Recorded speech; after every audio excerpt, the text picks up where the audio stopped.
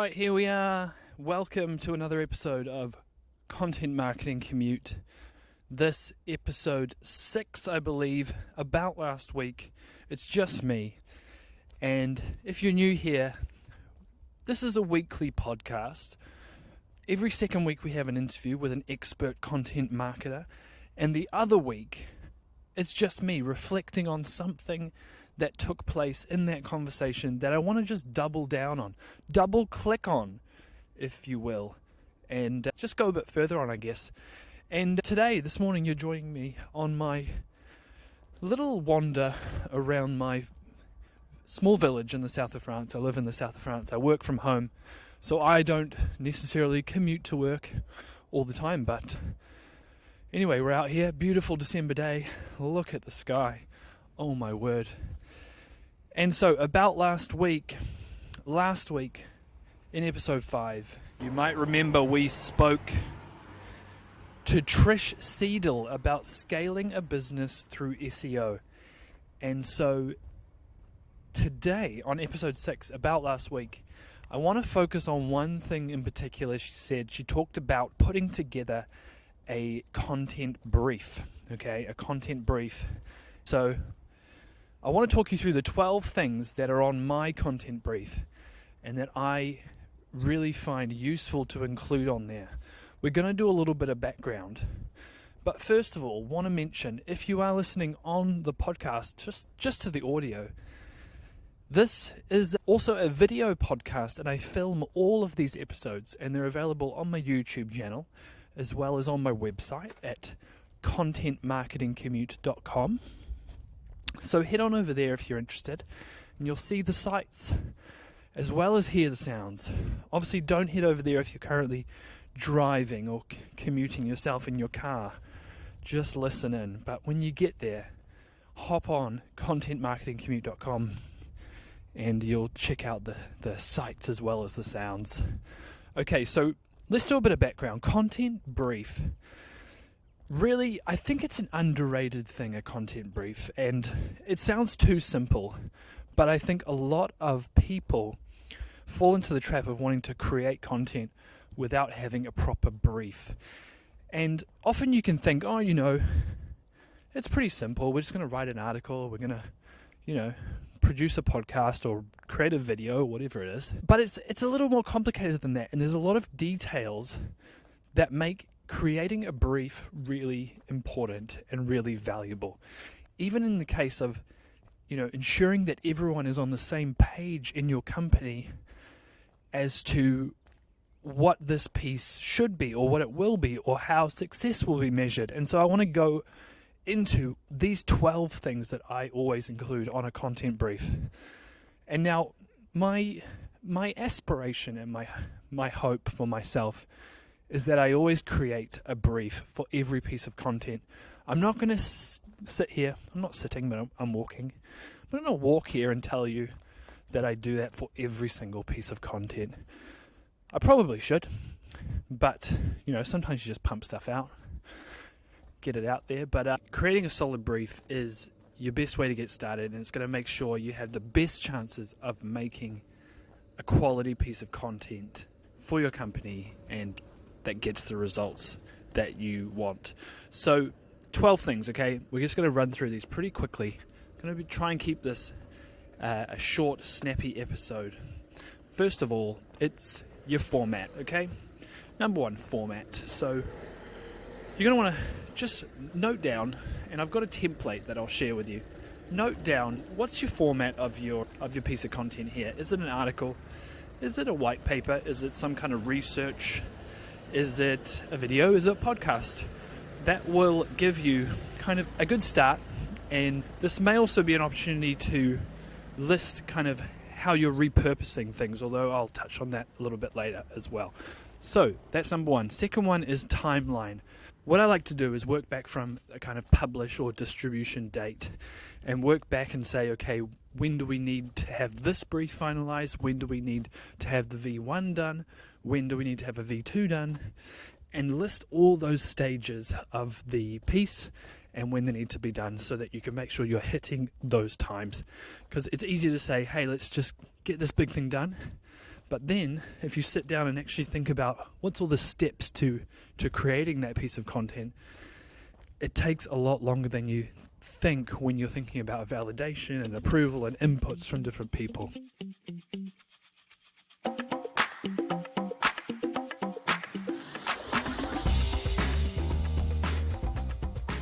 Number 3 is stakeholders. Okay, stakeholders.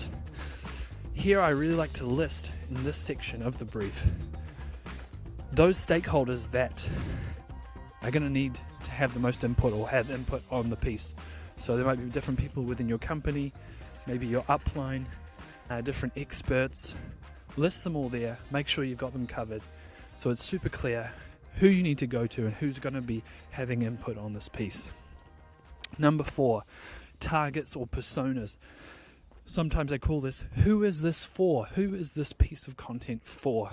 Having this in the brief, super valuable, because it'll keep you centered on that person, that specific person that this piece of content is for.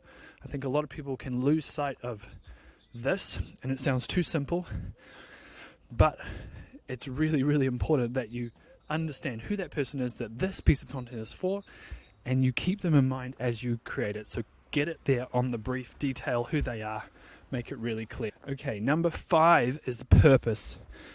What is the purpose of this piece? You know, here I like to just give a high level view of like, what are we trying to do with this piece, right? Is it an article for SEO? We're trying to rank for a certain keyword.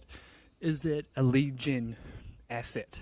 Is it a video that we're trying to build engagement from on social media? What is the purpose of this asset? Okay, and we're storming through these. We're already up to number 6. And this is one of my favorites, actually. It is key takeaways. So here in this section of the brief, I like to just list 3 or 4 key takeaways that will be infused within this piece of content. So really this is to answer the question, if the reader or the consumer or the audience is only going to take away 3 or 4 pieces of information, because in reality that's what they are going to do, what are those pieces of information that we want them to take away? What are the key takeaways?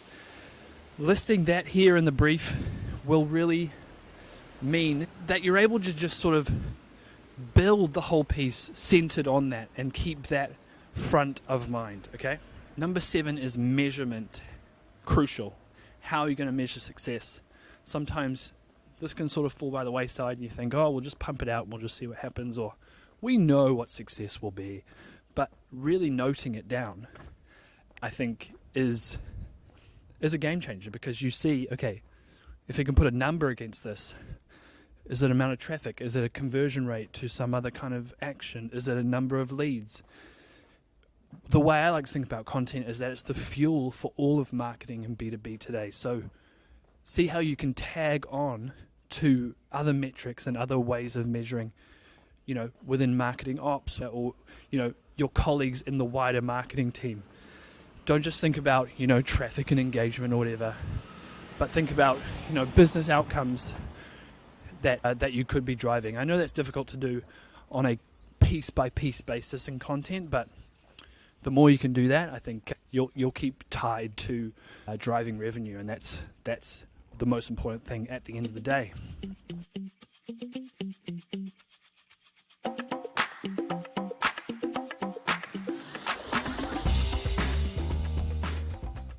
Okay, the next one is campaign. So just note down here, is this piece part of a broader campaign? Possibly you want to do a brief like this for a whole campaign. And there's different ways of doing this. I'm not saying this is the only way to do it, obviously. But, you know, make sure you list, is this part of a broader campaign? And then alongside that, the next one is supporting assets. So campaign and supporting assets. How does this piece fit into the broader campaign, and how does it fit with other assets that might be part of that campaign, or that might be repurposed off the back of this piece of content? So a great example is a podcast episode. Don't just leave it as a podcast episode. A bunch of supporting assets off the back of that could be an article written, a couple of articles written on different pieces within the podcast episode. Could be snippets for social or quotes for social or whatever. or posts for social even. So those are all supporting assets or supporting content pieces that go along with this particular piece and which should be noted in the content brief. Next one is channels. So I think thinking about distribution from the very beginning is really, really important. Think about how you will be distributing this. What channels is it going to be going up on? Pretty self-explanatory, but it's going to keep you focused on the way that this piece of content will be consumed. So it's one thing to create it, but really what you're going to be thinking about is what's the setting within which a person will be consuming this piece, and therefore how should it be created so that it's even better for them to consume it within that setting. Really important. The last two, we got an echoey little tunnel here. The last two, okay, these are very important ones. Sources. So sources, when you're starting on the brief, you're going to make sure that you've listed a bunch of different sources that the writer or whoever's creating it, you may be the one creating it, can draw information from. So this is going to save you a lot of time later on. Pull in a bunch of links, a bunch of research you've done online, a bunch of stuff from internally within your company that you've already produced. What are those sources that the writer or yourself can pull from to build the piece out? So whether it's a video script or whatever it is, an article, get it in there. Google Docs links, articles, links to different web pages, whatever it is, list them all in there. And the final one is the outline, okay? So this is a pretty big part of it. What I like to do, and I like to keep it pretty structured, is list out, it really depends on the format, but a detailed outline on how I want the piece done. And this is in bullet point format, okay? I'm not going to go into, I'm not going to write out all the detail at this point in every way, but I find it really enables me to stay on message if I can even have the, H1, H2, if it's an article, headlines and stuff, and just give whoever it is that's producing it a structure to build around. That way I'm going to get what I want. There's not going to be any surprises when I get a V1 back. There's going to be less surprises. And the freelancer producing it's going to be super thankful for that, to be able to really understand what I need and get started, get straight into it. So content outline, there's a whole lot of different ways to do that. Just note form, bullet points with different headings. Give them a really good start. And that's not to say they can't make it their own, whoever's producing it, but it's going to set you off on the right foot. So all in all, that was my 12 things. We really went through it very quickly, but I hope you've enjoyed joining me on this brisk walk around my little town on a beautiful December day. 12 things to include in your content briefs.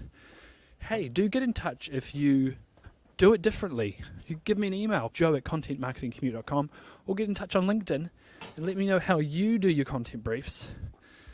Otherwise, I really do hope you have a fantastic holiday season. It's almost Christmas, so I really do hope you enjoy yourself. We're going to take a bit of a pause, a bit of a break for a week or so here on the podcast. We're going to be back early January with a fantastic episode with Guillaume Moubesh, who is a CEO who gets content marketing. They're a rare breed, but he's going to talk us through basically the value he sees in content and how marketers bring value to him and his company. So that's going to be fantastic. Otherwise, subscribe, let a friend know about the podcast, and we'll see you again soon.